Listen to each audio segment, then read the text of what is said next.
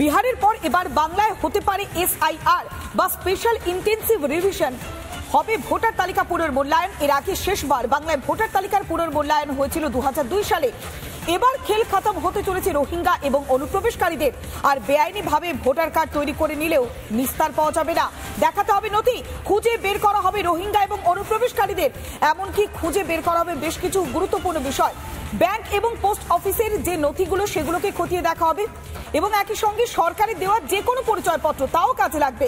Voter, আধার, pan, driving licence. Commission এই নথিগুলো তলব করেছে। আর পাসপোর্ট, যদি পাসপোর্ট থাকে সেক্ষেত্রেও চলবে। জন্মের শংসাপত্র প্রয়োজন রয়েছে। অর্থাৎ যে নথিগুলোর কথা উল্লেখ করা হয়েছে তার মধ্যে অন্যতম হচ্ছে ডোমিসাইল শংসাপত্র, জন্মের শংসাপত্র, মাধ্যমিক, উচ্চ মাধ্যমিক বা কলেজের শংসাপত্র। একাধিক অপশন দেওয়া হয়েছে। তপশিলি শংসাপত্র দিতে হবে। অর্থাৎ সেক্ষেত্রে ভয় পাওয়ার মতো কিছু নেই। বা বারবার বিরোধীরা যে অভিযোগ করে আসছিল, বা বিশেষ করে রাজ্যের ক্ষেত্রে আমরা দেখলাম যে তৃণমূল সহ ইন্ডি জোটের নেতারা যে অভিযোগটা বারবার করে এসেছে, সেই অভিযোগ কোথাও কি ধোপে টিকছে না। একাধিক নথির কথা কিন্তু বারবার উল্লেখ করা হয়েছে। তবে এসআইআর নিয়ে একাধিক প্রশ্ন রয়েছে। 1 নম্বর প্রশ্ন, এসআইআর কি করা হবে, যেখানে ভোটার তালিকার পুনর্মূল্যায়ন করা হবে। অর্থাৎ 1 নম্বর বিষয়, ভোটার তালিকার পুনর্মূল্যায়ন করা হবে। 2 নম্বর, প্রথমে কি এসআইআর হচ্ছে, অর্থাৎ 2002-তে বাংলায় ভোটার তালিকা পুনর্মূল্যায়ন করা হয়েছিল। অর্থাৎ এর আগে 2002 সালে বাংলায় ভোটার যে তালিকা, সেই তালিকার পুনর্মূল্যায়ন করা হয়েছিল। 3 নম্বর প্রশ্ন, কেন এসআইআর জরুরি, কি কারণে জরুরি? কেননা ভুয়ো ভোটার আর অনুপ্রবেশকারীকে ধরবার জন্য এই এসআইআরটা অত্যন্তই জরুরি। 4 নম্বর প্রশ্ন, সবাইকে কি এসআইআর এর নথি জমা দিতে হবে? তার কি উত্তর, 2002 এর তালিকায় নথিভুক্তদের দিতে হবে না সেই নথি। অর্থাৎ 2002 এর তালিকায় যাদের নাম নথিভুক্ত রয়েছে তাদের আর কোনো নথি জমা দিতে হবে না। এবার আসি 5 নম্বর প্রশ্নের দিকে। 5 নম্বর প্রশ্ন, 2002 এর তালিকায় যারা থাকছেন না তারা কি করবেন? তাকে নির্বাচন কমিশনকে জানাতে হবে। অর্থাৎ নির্বাচন কমিশনকে পূর্ণাঙ্গ তথ্য জানাতে হবে 2002 এর তালিকায় যারা থাকছেন না। এবার 6 নম্বর প্রশ্নে আসি, এসআইআর এ কাদের তথ্য জমা দিতে হবে? 2002 এর ভোটার তালিকায় যাদের নাম নেই, অর্থাৎ 2002 সালে যাদের ভোটার তালিকায় নাম নেই তাদেরকে কিন্তু তথ্যটা জমা দিতে হবে। এবং একই সঙ্গে যাদের জন্ম 1987-র 1 জুলাইয়ের আগে অথচ 2002 এর তালিকায় যাদের নাম নেই, শুধুমাত্র নিজের নথি তাদেরকে দিতে হবে। অর্থাৎ বাবা মার পরিচয় দেওয়ার দরকার নেই, তাদের নিজেদের নথি জমা দিলেই চলবে। 1987 থেকে 2002 এর মধ্যে জন্ম এবং 2002 এর তালিকায় যাদের নাম নেই, বাবা অথবা মায়ের নথি এবং নিজের নথি জমা দিতে হবে। এবার আসি 9 নম্বর প্রশ্নের দিকে। অর্থাৎ যাদের 2002 এর পরে জন্ম হচ্ছে তারা কি করবে? বাবা মায়ের নাম 2002 এর তালিকায় রয়েছে, নিজের যে কোনো তাদের নথি জমা দিলেই হবে। অর্থাৎ বাবা মায়ের নাম রয়েছে 2002 এর তালিকায়, তাদের নিজেদের যে কোনো একটি নথি জমা দিলেই চলবে। বাবা মায়ের নাম 2002 এর তালিকায় যাদের রয়েছে। এবার 10 নম্বর প্রশ্নের দিকে আসি। 2002 এর পর যাদের জন্ম হয়েছে, বাবা মায়ের নাম 2002 এর তালিকায় নেই, তারা কি করবে? তারা করবে বাবা মায়ের নথি আর নিজের নথি সবটাই জমা দেবে। অর্থাৎ যাদের নাম ছিল 2002 তাদের ক্ষেত্রে বাবা মায়ের আর কোনো নথি দেওয়ার দরকার নেই, তাদের নিজেদের নথি দিলেই হবে। আর যাদের 2002 এর পরে জন্ম, বাবা মায়েরও 2002 এর তালিকায় নাম নেই, তাদের বাবা মায়ের নথি এবং নিজেদের নথিও জমা দিতে হবে। এবার কাদের কাগজ দেখানোর দরকার নেই সেই প্রশ্নগুলো বারবার মাথাচাড়া দিচ্ছে। অর্থাৎ জন্মের শংসাপত্র না দেখালে ভোটার তালিকা থেকে কি নাম বাদ পড়বে? একাধিক প্রশ্ন এই মুহূর্তে সামনে এসেছে। 3 নম্বর প্রশ্ন, 1987-র পরে জন্মালে বাবা মায়ের জন্ম শংসাপত্র কি দেখাতেই হবে? 4 নম্বর, জন্ম শংসাপত্র না থাকলে অন্য নথি কি দেখানো যাবে? এবার 5 নম্বর প্রশ্ন, ভোটার তালিকায় নাম না থাকলে কি সে নাগরিক নয়? এই প্রশ্নগুলো ইতিমধ্যেই ঘুরপাক খাচ্ছে।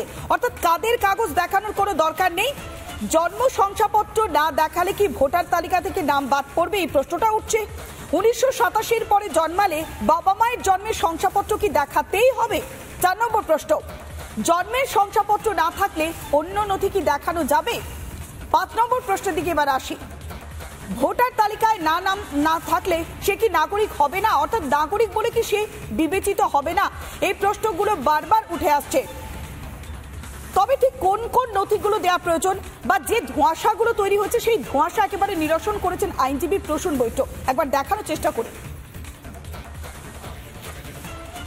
দেখুন, পশ্চিমবঙ্গে অনেকদিন বাদে ভোটার তালিকা রিভিশন করা হচ্ছে বা পুনর্বিবেচনা করা হচ্ছে, সেই জন্য আমাদের মধ্যে একটা প্যানিক হওয়া স্বাভাবিক।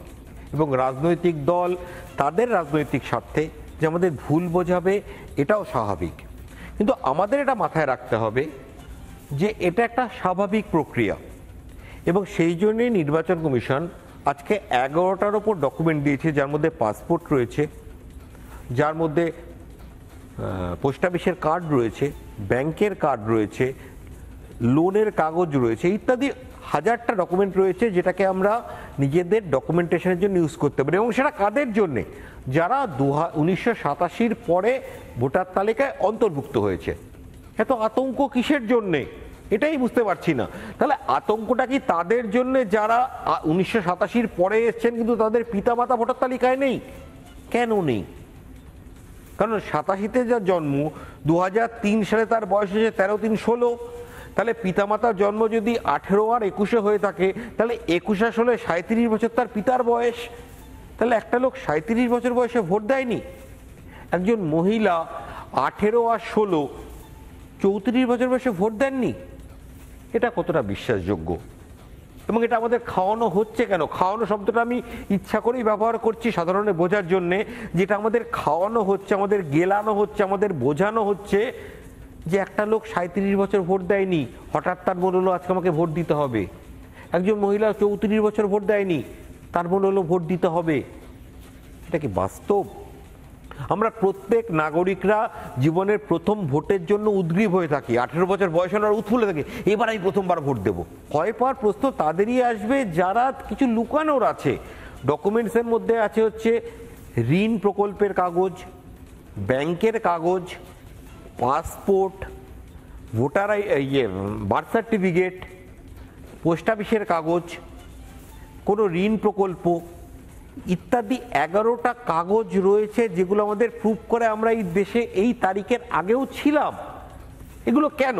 এবার প্রশ্ন হচ্ছে যে পার্টিকুলার এই কাগজগুলো আমরা চাইছি কেন? এই কাগজগুলো চাওয়ার কারণ হচ্ছে যে আমি আকাশ থেকে পড়িনি।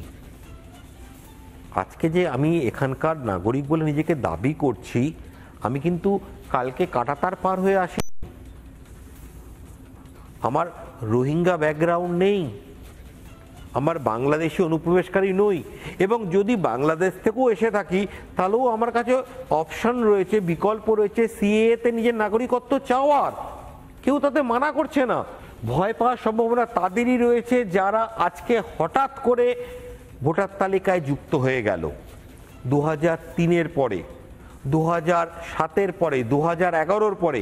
আমার মনে আছে, আপনারা যদি 2011-র পরে মমতা ব্যানার্জি যখন ক্ষমতায় এসেছিলেন, তারপরে যখন ওবিসি সার্টিফিকেট দিয়েছিলেন, এবং 2024 সালের 22 মে যখন কলকাতা হাইকোর্ট রায় দিল, তখন কলকাতা হাইকোর্ট স্পষ্ট ভাষায় বলল যে গোটা সরকার যেন মুখ্যমন্ত্রীর ভাষণকে বাস্তবায়িত করার জন্যে কাজ করছিল। মাফ করবেন, এরকম পরিস্থিতি আমরা রাজ্যের ভোটার তালিকার সঙ্গে হতে দিতে চাই না। রোহিঙ্গা, বাংলাদেশি অনুপ্রবেশকারী যারা এখানে বিনা অনুমতিতে প্রবেশ করেছে, যে কারোর ফল্টই হোক, আমি এখানে দোষারোপ করতে আসিনি। ফল্ট বিএসএফের না, ফল্ট কলকাতা পুলিশের না, রাজ্য পুলিশের আমি ব্লেম করতে চাই না। কিন্তু যাদের এই রাজ্যে এই দেশে অধিকার নেই, তাদের এই দেশে থাকতে দেব না। এবং যারা, খুব স্পষ্ট ভাষায় আজকে রিপাবলিকের থ্রুতে বলছি, যারা মনে করছেন তাদের আইনি সাহায্যের দরকার, তারা সরাসরি যোগাযোগ করুন, রিপাবলিকে যোগাযোগ করুন, আত্মদ্বীপে যোগাযোগ করুন। তাদের যে কোনো রকম সাহায্য দেওয়ার জন্য এখানে ইনফ্রাস্ট্রাকচার রয়েছে, পরিকাঠামো রয়েছে। আপনারা ভয় কিসের?